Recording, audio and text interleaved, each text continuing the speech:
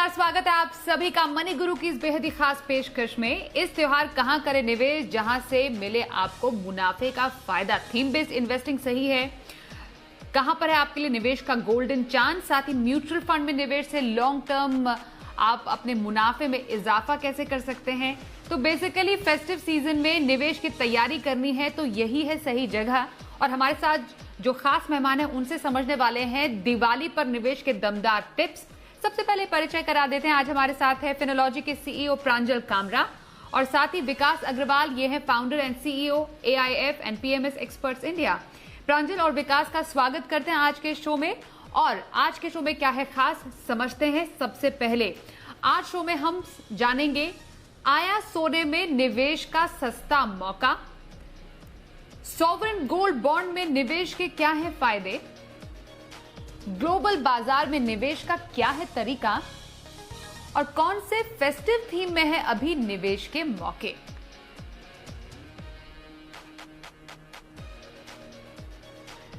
तो जब भी त्योहारों की बात होती है हर जगह हमें सोने की चमक नजर आती है और त्योहारी सीजन और खास तौर पर दिवाली सोने की चमक से दूर कैसे रह सकता है। इसलिए प्रांजल, सोने में निवेश का सुनहरा मौका भी लोगों के लिए खुलने वाला है और निवेश का अगर किसी को गोल्डन चांस लेना है तो वो तरीका क्या हो सकता है आपकी समझ में। डेफिनेटली देखिए, आजकल जो सबसे अच्छी बात है कि गोल्ड के साथ जब हम निवेश करते हैं तो जो ट्रेडिशनली प्रॉब्लम्स रहती थी कि गोल्ड को संभालेंगे कहाँ, हमेशा सिक्योरिटी का खतरा रहता था।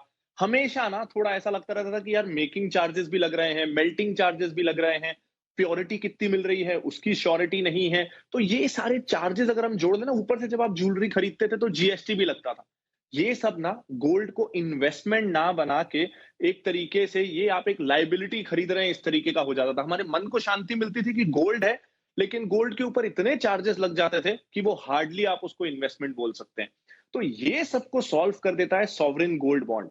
ये ना डिजिटल गोल्ड या बाकी किसी भी तरह के गोल्ड से बहुत बेटर है, क्योंकि सोचिए इसमें गोल्ड के साथ एक ट्रेडिशनल प्रॉब्लम ये रही है कि गोल्ड जस्ट सिट्स देयर, वो बस बैठा रहता है। आप गोल्ड से कमाओगे तब जब आप उसे बेचोगे, और सोने को कौन बेचना चाहता है। तो सॉवरेन गोल्ड बॉन्ड ने ये प्रॉब्लम सॉल्व कर दी। मान लीजिए आप 1 लाख रुपए का सॉवरेन गोल्ड बॉन्ड खरीदते हैं तो उस 1 लाख पे आपको 2.5% यानी सेविंग्स अकाउंट जितना ब्याज भी मिलेगा। तो अब ऐसा नहीं है कि सोने से आप तभी कमाएंगे जब आप उसको बेचेंगे, अब गोल्ड आपको रेगुलर इनकम भी दे सकता है। ये बहुत अच्छी बात है सॉवरेन गोल्ड बॉन्ड के साथ।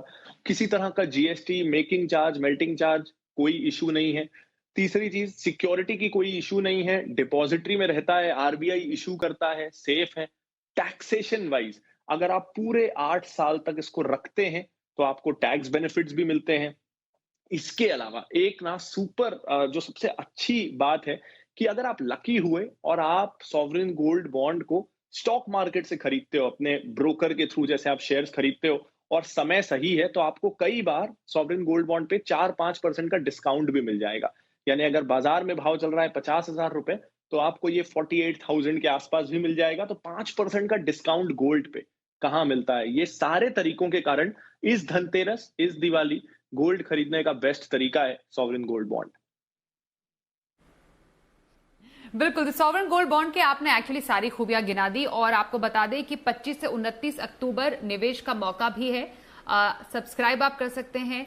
नई ट्रांच खुल रही है और 2 नवंबर को सॉवरेन गोल्ड बॉन्ड जारी किए जाएंगे और बाकी तमाम खूबियां तो आपको प्रांजल ने बताई दी है। ऑनलाइन खरीदारी करते हैं तो 50 रुपए प्रति ग्राम आपको छूट भी मिलती है, जिससे कि लोग ज्यादा से ज्यादा ऑनलाइन खरीदारी के लिए प्रेरित हों।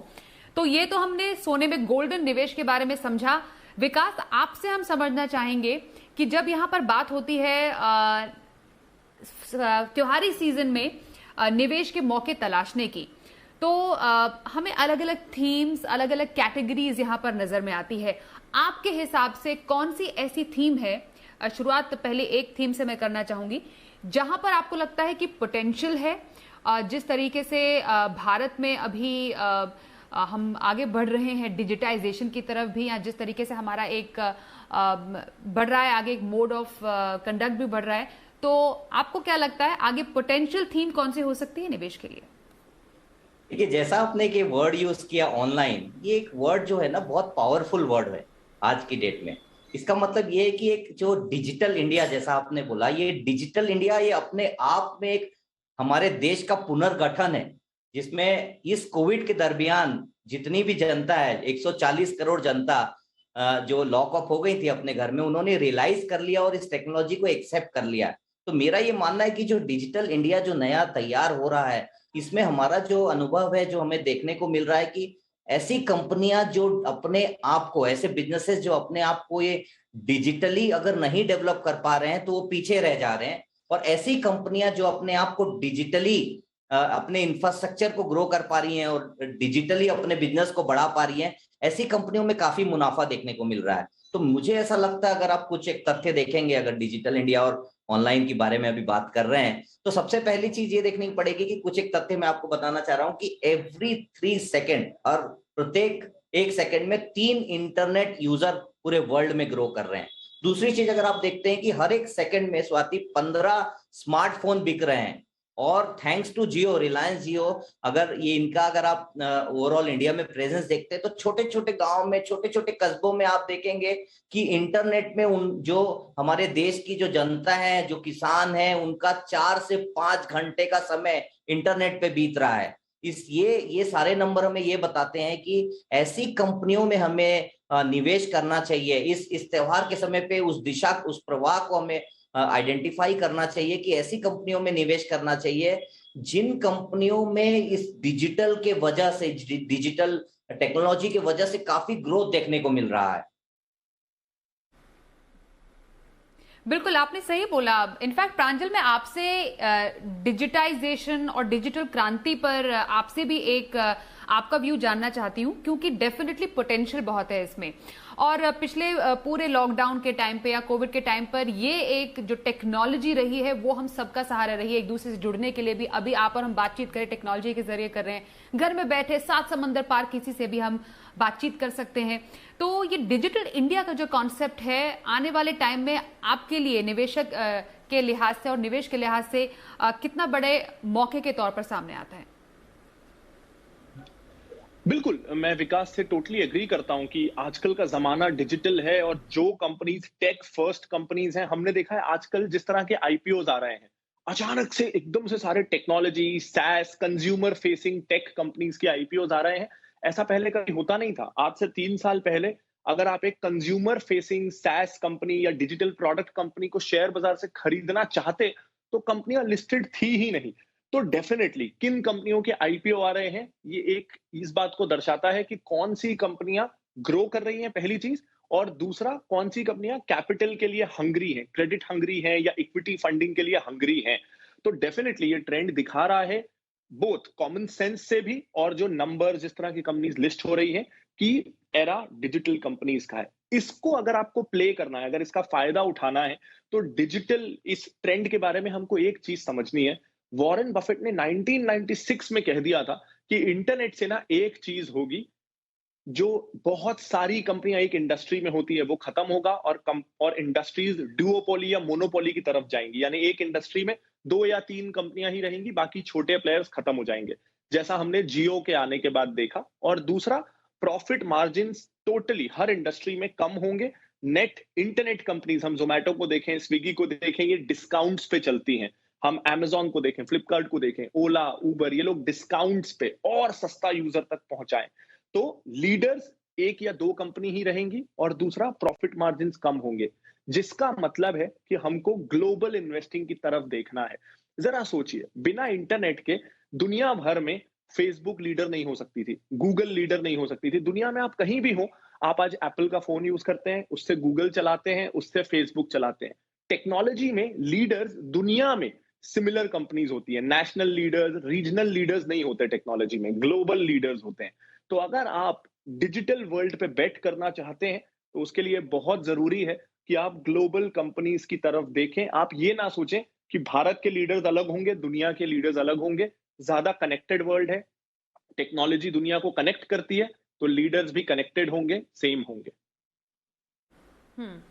बिल्कुल, आपने क्योंकि ग्लोबल इन्वेस्टिंग की बात की, इसलिए मैं प्रांजल आप ही से जानना चाहती हूँ, फिर मैं विकास के पास जाऊंगी एक बार फिर से।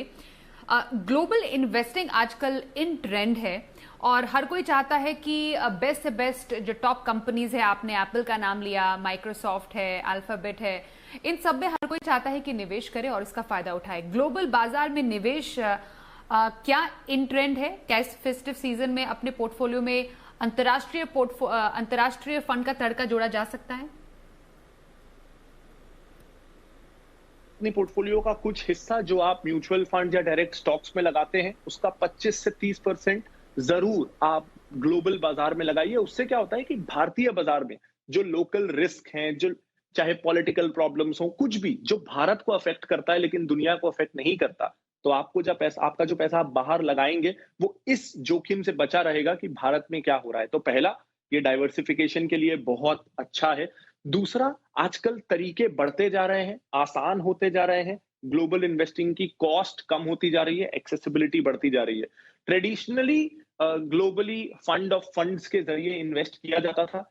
कुछ इंडिया ओरिएंटेड म्यूचुअल फंड्स भी हैं, जैसे मैं अगर उदाहरण के लिए बोलूं तो पराग पर एक फ्लेक्सी कैप फंड जो अपना पोर्टफोलियो का 25-30% ग्लोबल एलोकेशन में लगाता है। तो वो एक फंड ऐसा है जिसमें आप निवेश करें तो जो मैंने आपको कहा कि 25-30% आप ग्लोबली लगाइए, उस फंड में लगा के अपने आप आपका 70% पैसा भारत में लग रहा है, 30% पैसा बाहर लग रहा है। अब मैं पिछले कुछ दिनों में ही पढ़ रहा था कि कुछ एएमसीज हैं, म्यूचुअल फंड कंपनीज हैं, जो ग्लोबल ईटीएफ लाने वाली हैं। कुछ का आ गया है, तो ईटीएफ से इंडेक्स फंड्स के जरिए भी इन्वेस्टिंग आसान होती जाएगी। ये बात का ध्यान रखिए कि अगर आप सब्सटैंशियली पैसा बाहर लगाना चाहते हैं तो एक्टिव फंड के जरिए ना जाके इंडेक्स या पैसिव फंड्स के जरिए जाइए, क्योंकि भारत में तो हमको फिर भी पॉलिटिकल एनवायरनमेंट पता होता है, आरबीआई क्या करेगी हमको अंदाजा होता है, महंगाई का अंदाजा होता है। दूसरे देशों में कब क्या बदलेगा, कब उनके चुनाव होंगे, कब वहां का सेंट्रल बैंक क्या करेगा, हमको पता नहीं होता। तो हम कंपनी पे रिस्क विदेशी कंपनियों पे नहीं लेना चाहते। इसलिए ये जरूरी है कि जब आप विदेशी कंपनियों में निवेश करना चाहते हो तो पैसिव फंड के जरिए करिए। ईटीएफ, इंडेक्स फंड, ये बेटर तरीके रहेंगे विदेशी कंपनियों में पैसा लगाने के। बिल्कुल विकास, आपका भी एक व्यू ग्लोबल इन्वेस्टमेंट को लेकर। हर कोई चाहता है कि उसका पोर्टफोलियो डाइवर्सिफाई हो, तो एक निवेशक के लिए इस फेस्टिव सीजन ग्लोबल बाजार में निवेश करने से डाइवर्सिफिकेशन के अलावा उसके पोर्टफोलियो को और क्या फायदे हो सकते हैं? ये इसमें एक पॉइंट मैं ऐड करना चाहूंगा, प्रांजल ने बहुत अच्छे से समझाया है कि अगर आप नेस्डेक, अगर आज जो अमेरिका जो वर्ल्ड की सबसे बड़ी इकोनॉमी, अगर उसके इंडेक्स का कंपोजिशन देखेंगे तो जितनी भी टॉप 5 कंपनीज हैं जो जिसे फैंग के नाम पे जाना जाता है, which is Facebook, Amazon, Apple, Netflix and Google, ये जितनी कंपनी है टेक्नोलॉजी ड्रिवन कंपनी है। आज की डेट में एप्पल का मार्केट कैप जो है वो इक्विवेलेंट टू इंडिया का टोटल मार्केट कैप के बराबर है। सो इस तरह का ग्रोथ आपको अगर देखना है तो ये टेक्नोलॉजी कंपनी में ही देखने को मिलेगा।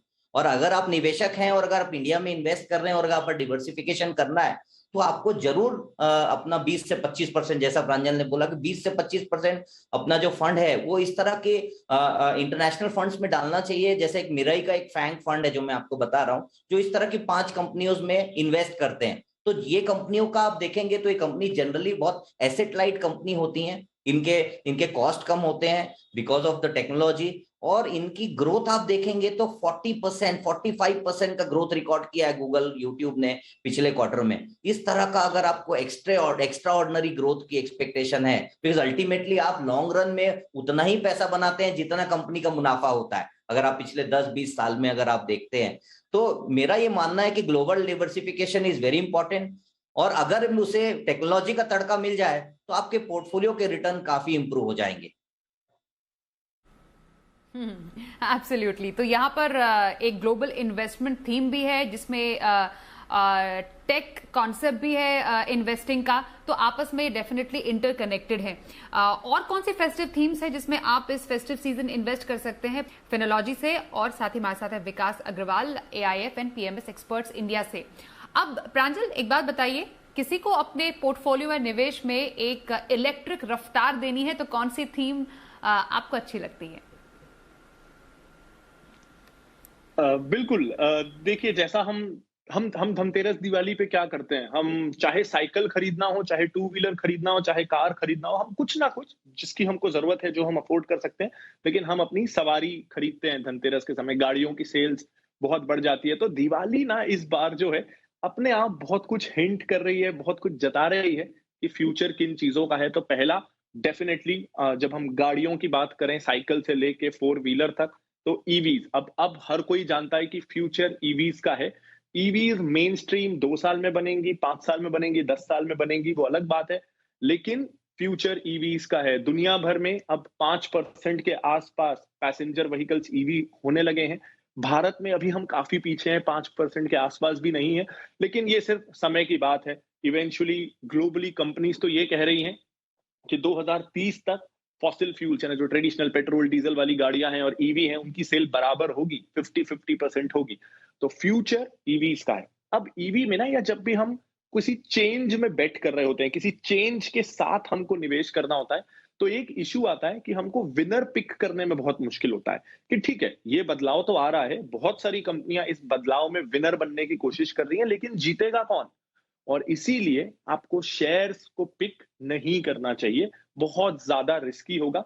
अगेन, इसका बेटर तरीका ये है कि आप इसको पैसिव तरीके से, कोई ईवी फोकस्ड ईटीएफ हो तो उसमें निवेश करें, जो अनफॉर्चुनेटली अभी नहीं है। लेकिन अच्छी बात यह है कि अगले 2-3 महीनों में 2-3 ईटीएफ जो कि ईवी फोकस्ड हैं, वो भारत में आने वाले हैं। तो अगले 2-3 महीनों में आपके पास तरीका होगा कि आप एक बास्केट ऑफ ईवी से जो कंपनीज बेनिफिट करने वाली हैं या जो उसमें निवेश कर रही हैं, उन कंपनीज का आप ईटीएफ खरीद सकें। तो डेफिनेटली ईटीएफ एक थीम है जिसका, ईवीज एक थीम है जिसका आपको ध्यान रखना है, लेकिन डायरेक्ट प्ले मत करिए, म्यूचुअल फंड्स के थ्रू प्ले करिए।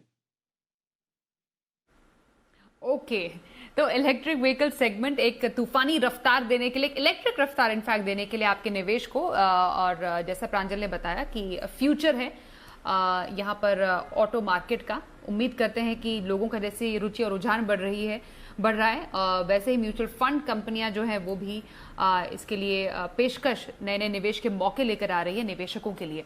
अब विकास आपके पास आ रहे हैं और जानेंगे कि अपने पोर्टफोलियो की वैल्यू बढ़ाने के लिए इन्वेस्टिंग का कौन सा तरीका आप निवेशकों को बताएंगे इस फेस्टिवल सीजन? देखिए, इसमें एक तरफ हमने बात की कि टेक्नोलॉजी डिजिटल कंपनी पे हमें इन्वेस्ट करना चाहिए, बिकॉज इन कंपनियों का ग्रोथ काफी देखने को मिल रहा है इस समय पे। बट होता क्या है, इस सेगमेंट पे अगर आप इन्वेस्टमेंट करने चाहेंगे, जाने लगेंगे, तो आप देखेंगे कि आपके पोर्टफोलियो का जो वैल्यूएशन है वो काफी एक्सपेंसिव हो जाता है। तो अगर इसको आपको अगर अच्छी तरह से कंस्ट्रक्ट करना है, तो मेरा यह मानना है कि आपको एक वैल्यू इन्वेस्टिंग का भी अप्रोच फॉलो करना चाहिए। अब वैल्यू इन्वेस्टिंग अप्रोच का मतलब ये नहीं कि आप साइकिल खरीद रहे हैं कि पीएसयू खरीद रहे हैं, बिकॉज पीएसयू स्टॉक्स काफी नीचे आए हुए हैं। इसका मतलब ये होता है कि आपको ऐसी कंपनी देखनी है जिसका इंट्रिंसिक वैल्यू अगर 100 रुपीज है तो आज वो 25 रुपए में अवेलेबल हो। वो आपको कोशिश करनी है कि वैसी कंपनी को आइडेंटिफाई, जिसको बोलते हैं वैल्यू इन्वेस्टिंग। अब आपने सुना ही होगा, वॉरेन बफेट वैल्यू इन्वेस्टिंग के बारे में बात करते हैं। उनके गुरु थे बेंजामिन ग्राहिम, जिन्होंने उन्हें वैल्यू इन्वेस्टिंग समझाया था। बट उस समय पे आप देखेंगे 1940s में, 1950s में इन अमेरिका, और आप देखेंगे इंडिया में, सारी चीजें बहुत चीप थी स्टॉक मार्केट में, तो वैल्यू इन्वेस्टिंग बहुत अच्छा चल गया। बट अभी वैल्यू इन्वेस्टिंग को समझने की जरूरत है कि वैल्यू इन्वेस्टिंग का मतलब ये होता है कि आप एक अच्छी कंपनी जो कि एक अच्छे प्रमोटर के द्वारा चलाई जा रही है, ऐसी कंपनियों को आप अर्ली स्टेज में पकड़े, उसको आप अर्ले जो जब उसे मार्केट के वैल्यूएशन जब उसे मिल रहा है उससे पहले आप उसे सही समय पे पकड़े और सही समय पे उसको सही दाम पे ले, वो ज्यादा इंपॉर्टेंट है। तो वैल्यू इन्वेस्टिंग का मतलब ये होता है कि आपकी जो इंट्रिंसिक वैल्यू है पोर्टफोलियो की, अगर वो 100 रुपीज है तो आप वो उसे 25 रुपीज, 30 रुपीज की वैल्यूएशन पे ले। तो ये एक तरीका, अगर आप वैल्यू इन्वेस्टिंग और एक टेक्नोलॉजी ड्रिवन, इसका अगर आप मिक्सचर कर देंगे तो ये एक डेडली कॉम्बिनेशन हो जाता है। और इसको अगर कुछ, जैसा प्रांजल ने बोला कि अगर आप डायरेक्ट इन्वेस्टमेंट नहीं करते स्टॉक्स में, तो आपको किसी पोर्टफोलियो मैनेजर को हायर करना चाहिए, जैसे कि नेजेन कैपिटल एक पोर्टफोलियो मैनेजर इंडिया में, जो ये दो थीम को लेके प्ले करते हैं and they make a deadly combination, और ये निवेशकों को उपलब्ध कराया जाता है। ओके, तो वैल्यू इन्वेस्टिंग ये एक ऐसा तरीका है जो आप अपने निवेश में अपना सकते हैं। जिससे पहले मैं प्रांजल के पास जाऊं, विकास, वैल्यू इन्वेस्टिंग के लिए तो मेरे ख्याल से बहुत अच्छी समझ होने की जरूरत है। मतलब नए निवेशक को आप इससे दूर रहने की सलाह देंगे इस टाइप की इन्वेस्टिंग से, और जो निवेश करना चाहते हैं, वैल्यू स्टॉक्स में निवेश करना चाहते हैं, उनको समझ के साथ और एक फाइनेंशियल सलाहकार की मदद के साथ ही वैल्यू स्टॉक्स में या जो म्यूचुअल फंड है उसमें इन्वेस्ट करना चाहिए? बिल्कुल बिल्कुल, जैसा कि मैंने बोला कि अगर आप एग्जांपल देता हूं, आप अगर देखते हैं कि वॉरेन बफेट जो इंडिया वर्ल्ड के सबसे रिचेस्ट इन्वेस्टर हैं, उन्होंने बर्कशायर हाथवे जब खरीदा था तो आप बिलीव करेंगे $16 में लिया था, जिसकी आज वैल्यू मोर देन $4,000 है। तो इस चीजों को समझना, इस चीजों को वैल्यू इन्वेस्टिंग का ओवरऑल प्रोसेस समझना। वैल्यू इन्वेस्टिंग का मतलब होता है कि अगर किसी कंपनी में प्रमोटर चेंज हुए तो उस प्रमोटर में चेंज में जो नए प्रमोटर आए, अगर उनका प्रूवन ट्रैक रिकॉर्ड है तो वो कंपनी को टर्न अराउंड करते हैं। पर इसके लिए एक आपको एक्सपर्टीज चाहिए। किसी कंपनी का डीमर्जर हुआ, जैसे अदानी ग्रुप का आपने देखा डीमर्जर हुआ है, डीमर्जर होने के बाद में सेपरेट करने के बाद में उन कंपनियों के वैल्यूएशन 5 गुना 6 गुना हो गए। उस चीज को समझना, ये सबको समझने के लिए आपको एक एक्सपर्टीज की जरूरत होती है। उनके बैलेंस शीट के आंकड़ों को आकलन करने आना चाहिए। तो मेरी सलाह यही रहेगी कि या तो आप किसी पोर्टफोलियो मैनेजर को हायर करिए, जैसा मैंने बोला कि जो इस थीम में काम करते हैं, जैसा नेजन कैपिटल बोला, बट पोर्टफोलियो मैनेजमेंट सर्विसेज में जनरली 50 लाख का इन्वेस्टमेंट होता है। तो यदि कोई नया इन्वेस्टर, रिटेल इन्वेस्टर है, तो म्यूचुअल फंड के थ्रू भी इस थीम को प्ले कर सकते हैं। बिल्कुल। अब प्रांजल, आपके पास क्योंकि फेस्टिव सीजन के फ्लेवर्स की बात हो रही है, कोई और ऐसा सेगमेंट, कोई और ऐसा सेक्टर जहां पर आपको एक पोटेंशियल नजर आता है फेस्टिव सीजन में निवेश करने का, जो लॉन्ग टर्म में वेल्थ क्रिएशन का एक बेहतरीन रास्ता बन सकता है निवेशकों के लिए? बिल्कुल स्वाति, जैसा मैंने इस बार कहा कि दिवाली अपने आप में सारे हिंट दे रही है। तो दूसरा, हम क्या खरीदते हैं गाड़ियों के बाद? हम मोबाइल फोन खरीद लेते हैं, हम टीवी खरीदते हैं, हम एसी खरीदते हैं, वॉशिंग मशीन खरीदते हैं, माइक्रोवेव ओवन खरीदते हैं, वाइट गुड्स जो हम घर में रोजमर्रा के इलेक्ट्रॉनिक चीजें यूज करते हैं। अगर मैं एसी की पेनिट्रेशन की बात करूं कि 1000 लोगों में भारत में कितने लोगों के पास एसी है, वॉशिंग मशीन की बात करूं तो ग्लोबली भारत जैसे देश में जो एक डेवलपिंग है, जहां डिस्पोजेबल इनकम बढ़ रही है, तो वॉशिंग मशीन हो, डिश वॉशर हो, एसी हो, इसका पेनिट्रेशन बहुत ज्यादा कम है। और हम सबको पता है कि एसी के लिए तो भारत का वेदर परफेक्ट है। हमारे यहाँ जहां बहुत सी के पास वाले इलाके हैं, वहां तो कूलर काम भी नहीं करता। भारत में गर्मी बहुत पड़ती है। तो अगर भारत में एसी नहीं बिकेंगे तो एसी बिकेंगे कहाँ? तो ये अपने आप में ना, मुझे वो थीम्स पसंद है जो ब्लाइंड हो, जिसको पता करने के लिए बहुत दिमाग ना लगे, मुझे बहुत ज्यादा इंटेलिजेंस ना लगाना पड़े, जो आंखों में सामने दिख रहा हो। हम सबको पता है कि 20 साल पहले भारत में जितनी गाड़ियां थी, पिछले 20 साल में कार, स्कूटर, टू व्हीलर खूब बिका है भारत में। अगले 20 साल भारत में क्या बिकने वाला है? ग्लोबल वार्मिंग बढ़ रही है, गर्मी बढ़ रही है, लोगों को कंफर्टेबल रहने की जरूरत बढ़ रही है, एसी बिकने वाला है। जैसे जैसे लेबर महंगा होगा, वॉशिंग मशीन बिकेगी, डिश वॉशर जैसे जैसे टेक्नोलॉजी में इंप्रूव होंगे, बिकेंगे।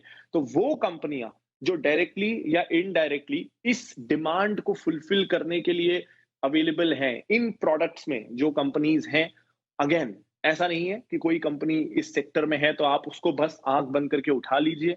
अगर आप डायरेक्टली प्ले कर रहे हैं तो आपको ध्यान देना है वैल्यूएशंस का, मैनेजमेंट का, बहुत सारी चीजों का। अगर आप इनडायरेक्टली म्यूचुअल फंड से प्ले करना चाहते हैं तो बहुत सारी ना म्यूचुअल फंड की वेबसाइट्स हैं जो बताती हैं कि ये फंड किस सेक्टर में इन्वेस्टेड है। तो आप ऐसे फंड्स ढूंढिए जिनका कैपिटल गुड्स, वाइट गुड्स और कंज्यूमर ड्यूरेबल इस सेक्टर में एलोकेशन ज्यादा हो, और उन फंड्स को आप ले सकते हैं। अगर आपको ये कॉन्फिडेंस है कि आप जानते हैं कि इस इंडस्ट्री में कौन सी कंपनियां अच्छी हैं, वेल प्लेस्ड हैं, तो आप डायरेक्टली भी प्ले कर सकते हैं। लेकिन ये इंडस्ट्री मैं बिल्कुल अवॉइड नहीं करूंगा। इट्स अ ब्लाइंड बेट। ये इंडस्ट्री को तो अच्छा करना ही पड़ेगा। बिल्कुल। और आपने जो इतने सारे रीजंस गिनाए, अब लोगों के हाथ में क्योंकि अब डिस्पोजेबल इनकम भी आ रही है, पिछले कुछ 1-1.5 साल में लोग कतरा रहे थे नई खरीद करने से पहले, लेकिन कंज्यूमर ड्यूरेबल में भी हमने देखा है सेगमेंट में एक सुधार के संकेत देखने को मिले हैं। और ये बड़ी वजह है कि पूरा जो ये सेगमेंट है वो भी काफी ज्यादा एक पॉजिटिविटी, एक अच्छे ग्रोथ की तरफ बढ़ता हुआ नजर आ रहा है। बहुत शुक्रिया प्रांजल और बहुत शुक्रिया विकास आपका हमारे साथ शामिल होने के लिए, खास पेशकश में और बताने के लिए कि दिवाली मुनाफे वाली कैसे हो सकती है, कहां पर निवेश से होगा फायदा। तो इसी के साथ आज की इस खास पेशकश में बस इतना ही।